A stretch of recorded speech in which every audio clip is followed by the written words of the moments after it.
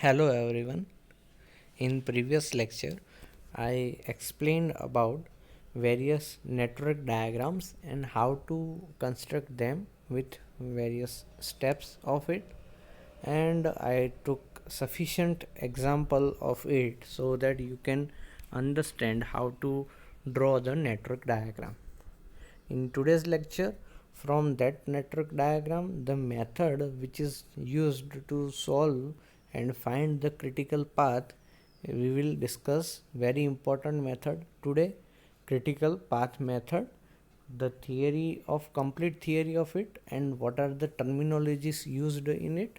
And in next lecture we will discuss one example of it. So let us start. Critical path method, which is also known as CPM in short form. Each activity of project requires pre-assumed time for completion. कोई भी activity है तो उसका कुछ requirement होगा, pre assumed time होगा जो चाहिए होगा for the completion of that activity. If the time of any activity can be estimated perfectly, then this activity is called deterministic activity. अगर जो भी एक्टिविटी है उसका टाइम हम एस्टिमेट कर सकते हैं परफेक्टली, मतलब ये 10 मिनट में ख़त्म हो जाएगा, 15 मिनट में ख़त्म हो जाएगा, पर्टिकुलर टाइम हमको मालूम है कि ये एक्टिविटी इतने टाइम में ख़त्म हो जाएगी, तो उसको हम कहेंगे deterministic activity. But if the activity is performed first time and the uncertainty is high, so the pre-assumed time may vary on any side.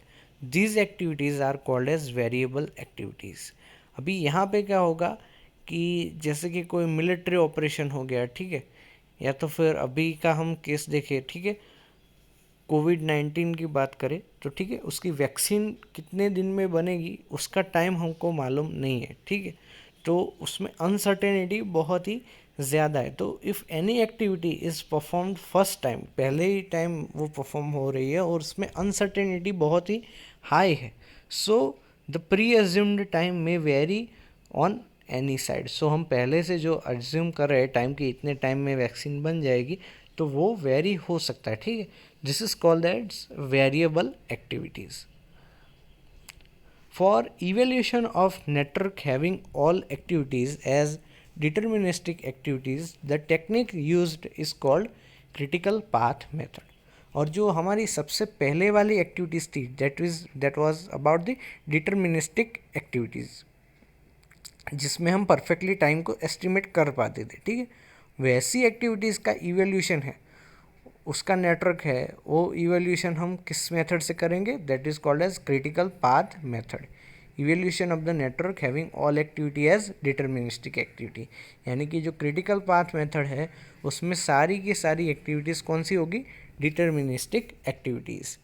जबकि on the other hand, for analysing the network diagram having variable activities, अभी जो variable activities है उनके लिए क्या, फिर उनको हम कैसे एनालाइज करेंगे, for that we will use PERT method, that is our project evaluation and review technique, ठीक है. उसमें पर्टिकुलरली एस्टिमेशन किया जाता है कि इतने एस्टिमेटेड टाइम में एक्टिविटी ख़त्म हो सकती है, ठीक है, एस्टिमेशन टाइम के ऊपर हम वर्क करते हैं, ठीक है. जबकि क्रिटिकल पाथ मेथड में जो टाइम है वो हमको एग्जैक्टली नॉन होता है, इसलिए उसको डिटर्मिनिस्टिक एक्टिविटीज़ भी कहा जाता है. Now let us, in this lecture we will discuss the critical path method. So let us discuss the steps for critical path method. सबसे पहला स्टेप है calculate the time schedule for each activity. जो भी सारी activities हैं उनके लिए time schedule, अभी टाइम शेड्यूल में कौन कौन से टर्म आएंगे वो स्टेप बाय स्टेप हम आगे डिस्कस करेंगे. In this step, the determination of starting time by which the activity must begin and finish time at which activity must be finished is determined. इसमें हम क्या डिटरमाइन करेंगे कि स्टार्ट कितने time में एक्टिविटी स्टार्ट होनी चाहिए, मतलब मस्ट इतने टाइम में, तो ये उसका मैक्सिमम मतलब अर्ली स्टार्टिंग टाइम उसका इतना होना चाहिए, और finishing time eight which time the activity will finish, कितने बजे वो एक्टिविटी ख़त्म होगी और कितने बजे स्टार्ट होगी वो हम डिटरमाइन करेंगे.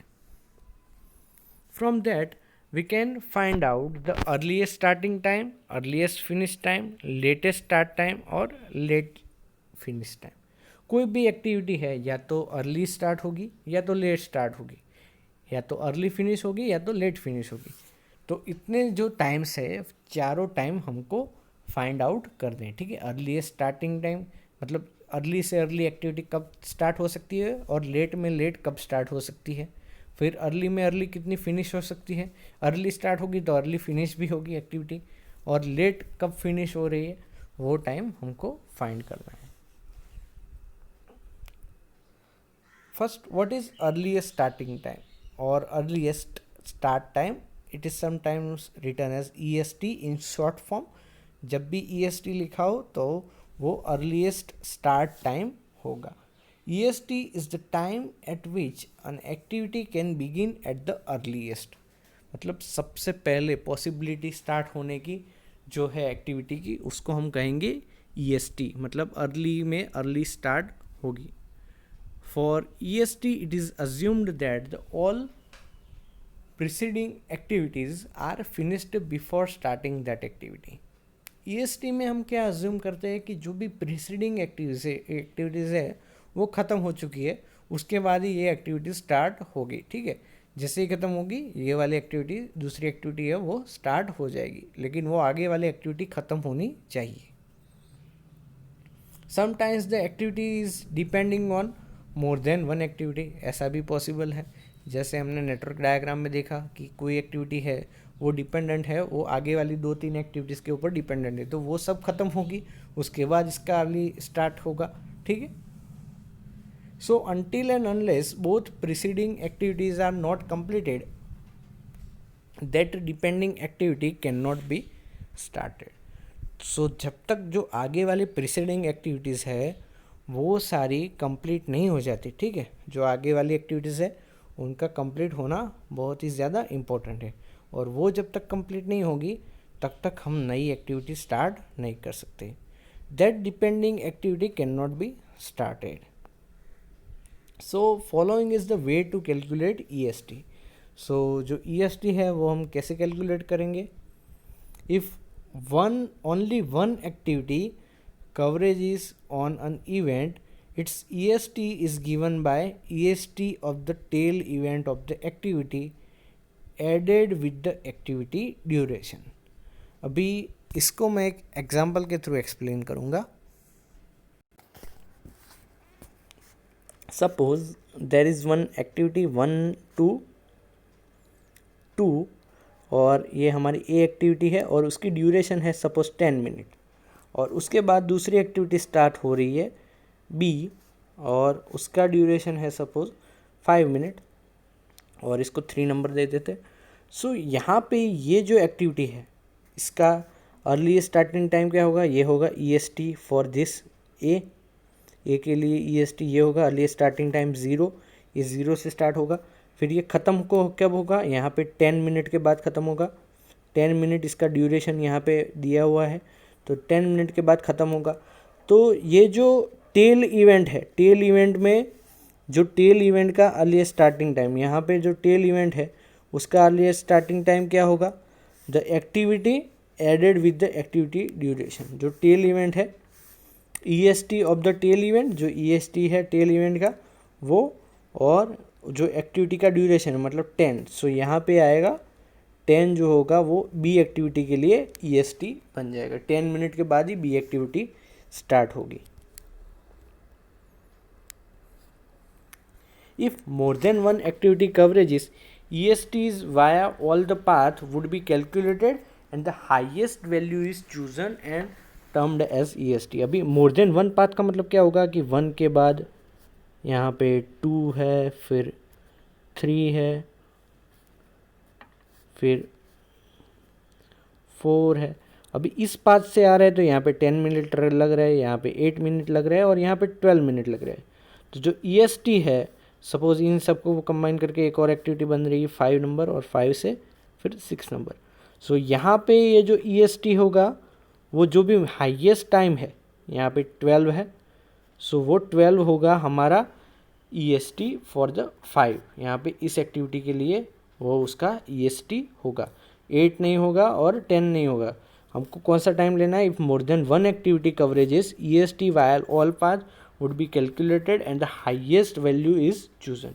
सो जो हाईएस्ट वैल्यू है वो हमको चूज करनी है and it is termed as earliest starting time. क्योंकि जो सारी एक्टिविटीज़ है वो डिपेंडेंट है, क्योंकि वो आगे वाली एक्टिविटी है वो पीछे वाली एक्टिविटीज़ के ऊपर डिपेंडेंट है, तो जब तक वो सारी ख़त्म नहीं होगी तब तक वो एक्टिविटी स्टार्ट नहीं होगी। Next is latest finish time is the time by which the activity must be finished and project can not be delayed more than that. Same way जैसे अर्लीस्ट स्टार्ट टाइम है वैसे ही latest finish time है, मतलब इतने time पे तो activity ख़त्म होनी ही चाहिए, ठीक है। जो प्रोजेक्ट है उसके ऊपर हम डिले नहीं कर सकते, ठीक है। अगर वो एक टाइप की कंस्ट्रक्शन है, जब सपोज कोई कंस्ट्रक्शन कर रहे हैं तो उसकी डेडलाइन है कि इस तारीख को ये ख़त्म होना चाहिए, उसके बियॉन्ड हम एक्सटेंड नहीं कर सकते, ठीक है। सो वो हो गया, एक लिमिट हो गई एक्टिविटी की जो है वो हमको उस टाइम पे फिनिश करना ही है, तो वो हो गया latest finish time and it is sometimes referred as LFT। This is calculated by proceeding progressively from the end event to the start event। So ये हम कैसे कैलकुलेट करेंगे?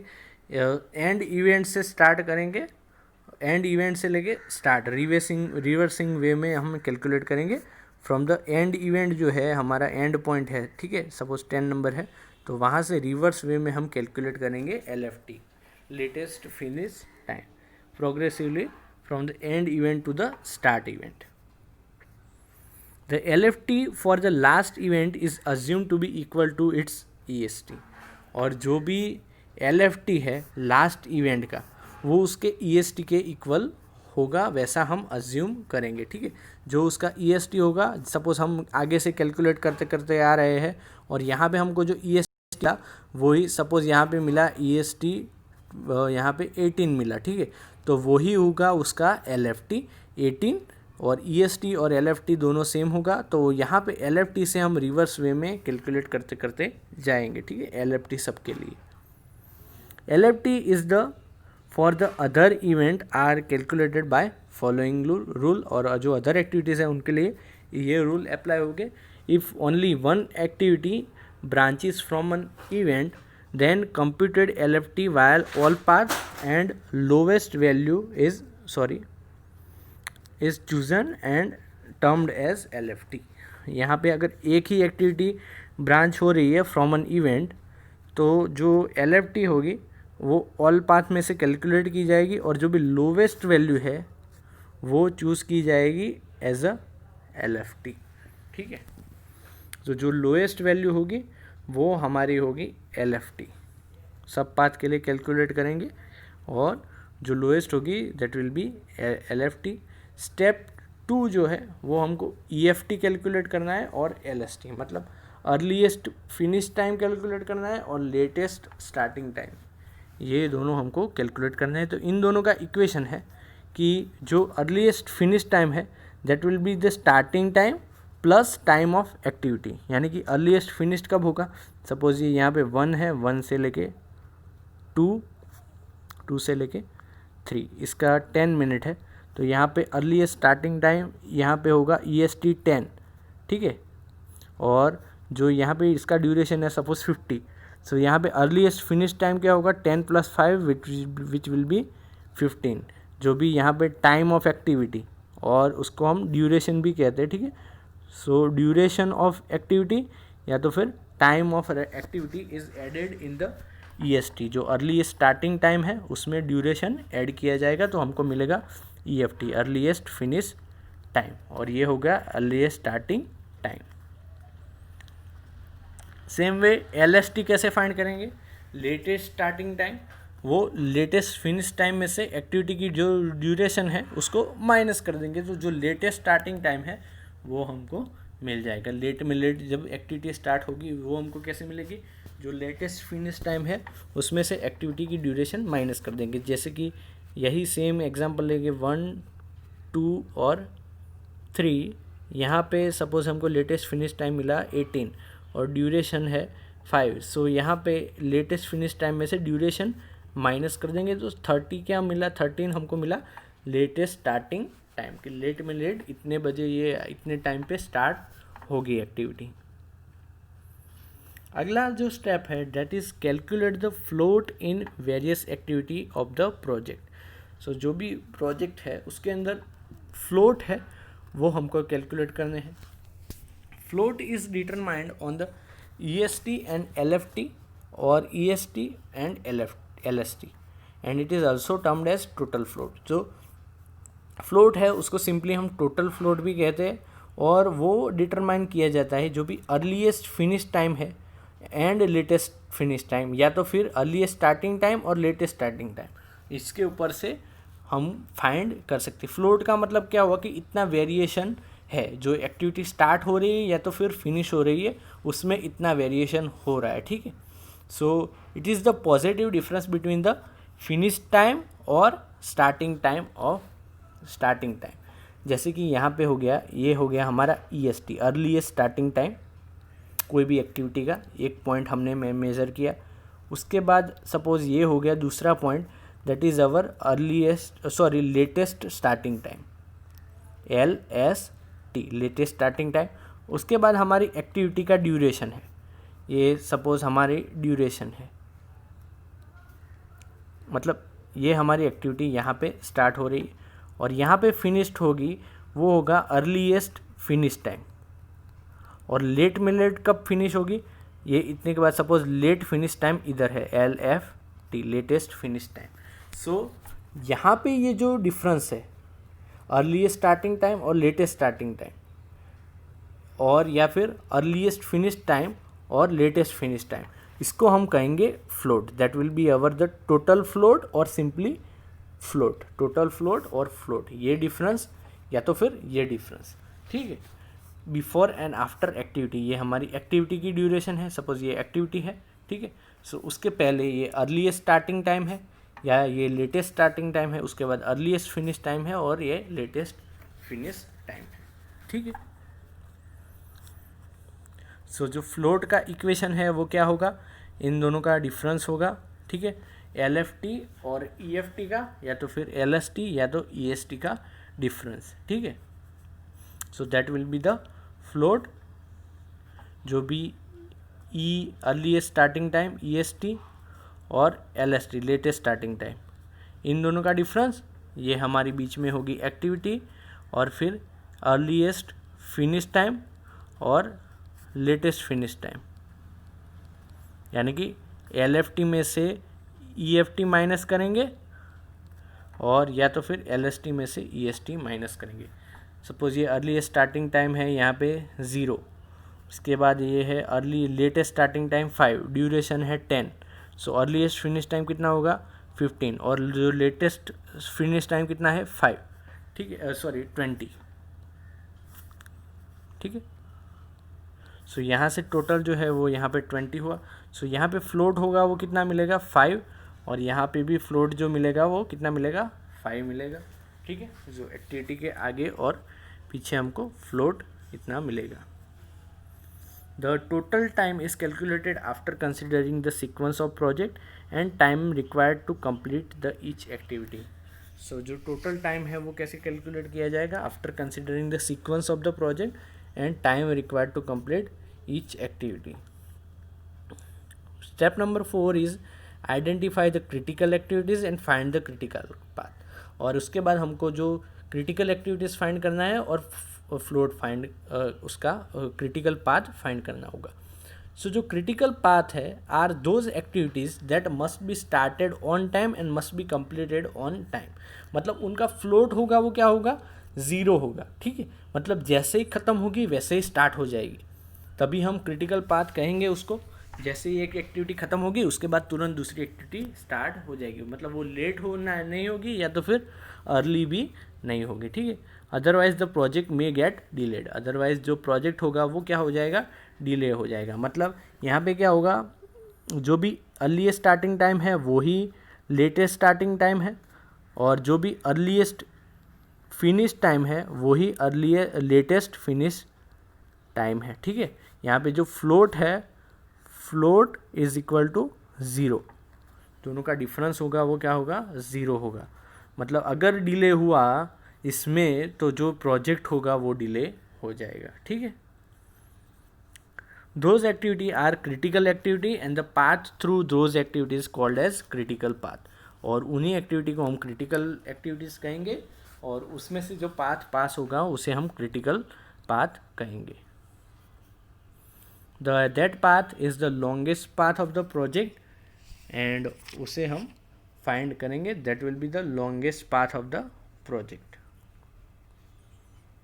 The other activities are considered as non critical activity, और जो दूसरी जो activities है उनको हम नॉन क्रिटिकल एक्टिविटी मेंशन करेंगे। ठीक है, and next other important terminologies उसमें है टाइप्स ऑफ फ्लोट। जो फ्लोट है उसमें कौन कौन से टाइप्स है, तो सबसे ये फ्लोट है उसके 4 टाइप्स है, मेजर 4 टाइप्स। सबसे पहला टाइप तो हमने डिस्कस कर लिया, जो भी टोटल फ्लोट है, difference between the start times और फिनिश टाइम्स। ठीक है, जो स्टार्ट टाइम्स है उनका डिफरेंस, या तो फिर फिनिश टाइम्स है उनका difference. Total float indicates the maximum time up to which an activity can be delayed without affecting the project completion time. So जो प्रोजेक्ट कंप्लीशन टाइम है उसको अफेक्ट किया बिना हम जो टोटल टाइम है, maximum time up to which an activity can be delayed without affecting the project completion time. So वैसे हम ये टोटल फ्लोट फाइंड कर सकते हैं। दूसरा है फ्री फ्लोट।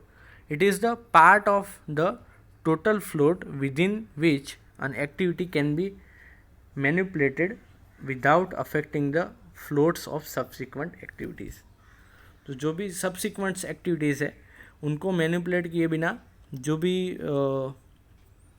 subsequent activities है विदाउट अफेक्टिंग द फ्लोट को अफेक्ट किए बिना हम उसको फाइंड कर सकते हैं। It is the part of total float with in which an activity can be manipulated without affecting the float of subsequent activity. मतलब आगे वाली एक्टिविटी है उसके फ्लोट को अफेक्ट किए बिना जो भी हमारी प्रीवियस एक्टिविटी है उसके टोटल फ्लोट में कितना वेरिएशन हम कर सकते हैं, that is called as free float. It is calculated by subtracting the head event slack from the total float. So जो फ्री फ्लोट होगा that will be equal to जो भी टोटल फ्लोट है minus LFT minus EST of head event. यानी कि जो total float है ये सपोज है latest finish time LFT latest finish time, और minus EST earliest starting time EST। So total float में से वो हम माइनस करेंगे ऑफ द हेड इवेंट। जो हेड इवेंट है मतलब हेड इवेंट यानी कि यहाँ से एक ये टेल इवेंट हो गए और ये यहाँ पे हेड इवेंट, जहाँ पे एरो कंप्लीट होगा वो होगा हेड इवेंट। ठीक है, early starting time latest finish time. So उसमें से टोटल फ्लोट हम माइनस कर देंगे। ठीक है, सो टोटल फ्लोट क्या होगा, total float will be LFT minus EST। सो कोई भी एक यहाँ पे कैंसिल हो जाएगा, सपोज LFT कैंसिल हो गया तो हमको टोटल फ्लोट क्या मिलेगा, EST early starting time minus earliest finish time, earliest starting time minus earliest finish time, that will be our free float of the activity. ठीक है, यहाँ पे टोटल फ्लोट सपोज यहाँ पे मेंशन करें फिनिश टाइम के लिए, यहाँ पे LFT है और यहाँ पे है EST अर्लीस्ट फिनिश टाइम।